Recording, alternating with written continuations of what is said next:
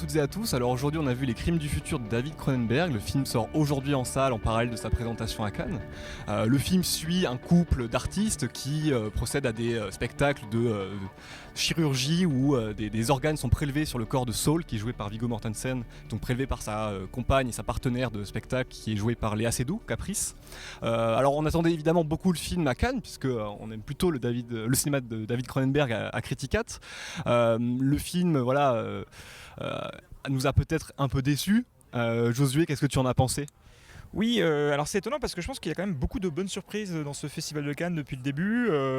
On peut le voir par les textes et les vidéos qu'on a fait. Il y a d'autres films même projetés en parallèle. Je pense au film de Bruni Tedeschi qui ont presque agréablement surpris, ce qui est étonnant. Et alors en revanche, le film de Cronenberg, là je pense qu'on tient un peu pour l'instant notre plus grande déception. Ce qui est très bizarre parce que techniquement c'est vraiment du pur Cronenberg. C'est même du Cronenberg au carré puisque on le sait, c'est un scénario qui dormait dans ses tiroirs depuis les années 90, qui ressemble d'ailleurs à un espèce de mélange, de pot-pourri de plein de ses films. Vidéodrome, Existence. Voilà, on retrouve aussi un peu les espèces de corps squelettiques, bizarroïdes, du festin nu. On découvre aussi que le personnage de Saul est plus ou moins un agent undercover, ce qui rappelle le rôle de Viggo Mortensen dans Les Promesses de l'ombre. Il y a comme ça un ensemble d'éléments, et puis évidemment sur le rapport à la sexualité, qui fait évidemment penser à Crash, puisque d'une certaine manière, le cinéma de Cronenberg, à mon avis, raconte un peu une chose dans tous les films, c'est que la vérité de toute chose se loge dans le corps, et que le meilleur moyen d'accéder à cette vérité, c'est par le sexe.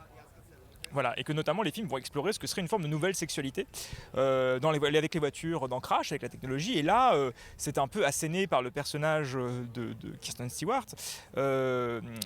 Chirurgie is the new sex, donc c'est la chirurgie, c'est s'ouvrir son corps, c'est le triturer dans un monde où la souffrance aurait disparu.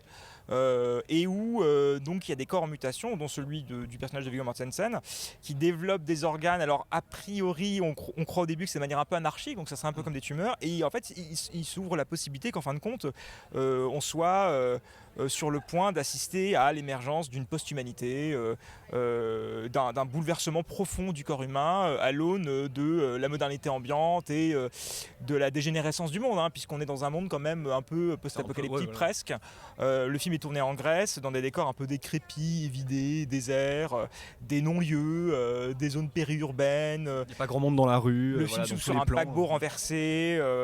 Voilà, c'est un film un peu désert, d'une certaine manière, qui se passe que dans des hangars, que dans des souterrains, où il y a des espèces de rêve party / performance artistique, des bureaux administratifs vides. Donc le film a quelque chose vraiment d'un peu dévitalisé.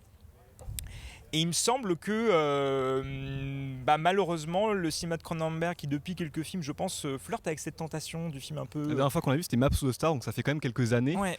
Mais là donc c'est vrai qu'il revient avec ce film là qui a priori en plus renoué avec sa partie années 80-90 qui a fait un en petit fait, peu il son le renoue, succès. ouais. Il renouait, en tout cas sur le papier, voilà, c'est exactement ça.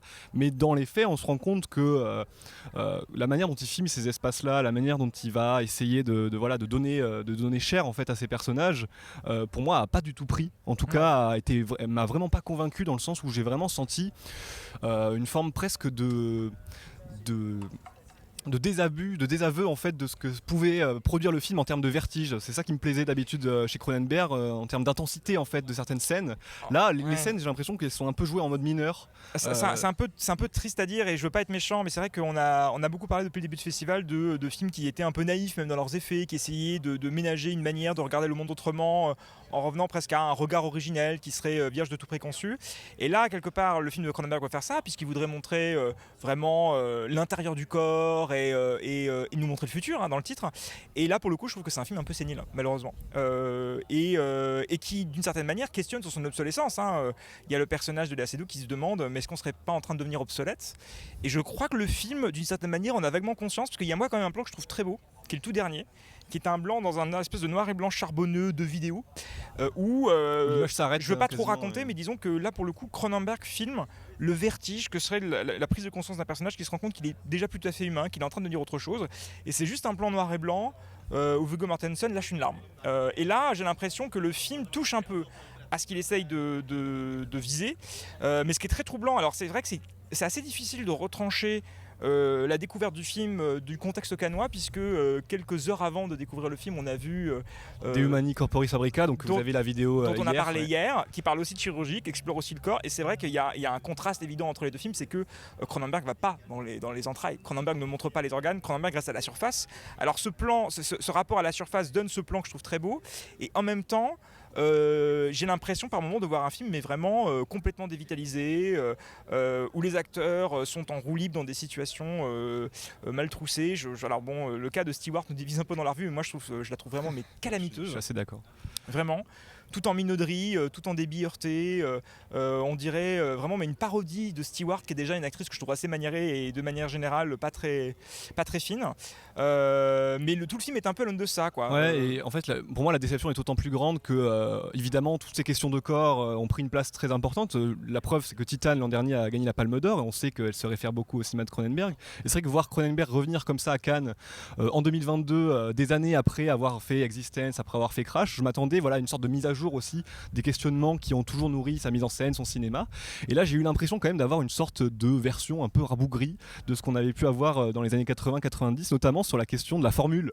Comment on assène les concepts, parce qu'on sait que Cronenberg aime beaucoup par exemple les écrits de McLuhan sur le corps, les médias, notre rapport à la technologie, et on a beaucoup, et les dialogues m'ont paru à la fois un petit peu neuneux, je vais être un peu méchant, mais surtout c'est une espèce de série de slogans en fait, où on va dire la chirurgie is the new sex, body is reality, et puis c'est des choses comme ça qui nous paraissent complètement un petit peu presque surannées, quoi. Alors ça fait un drôle de film, parce que le film a l'air de prendre en compte cette espèce de déliquescence aussi de la question même du corps en fait, puisque les personnages n'arrivent pas tout à fait à savoir si les transformations, donc notamment d'un enfant qui est un peu au début du film, d'ailleurs la meilleure scène, sont positifs ou négatifs. Est-ce que c'est quelque chose qui est désirable ou pas? Le film sait pas trop, et clairement j'ai pas l'impression qu'en tout cas là le cinéma de Cronenberg avec ce film-ci est aussi tranchant et aussi incisif à la fois dans ce qu'il raconte et dans et dans la façon dont il met en scène là, clairement, parce qu'en fait c'est un cas curieux Cronenberg, parce qu'il y a des films qui contiennent des scènes, des séquences extrêmement bien découpées, bien construites. Je pense notamment au dernier mouvement de Cosmopolis,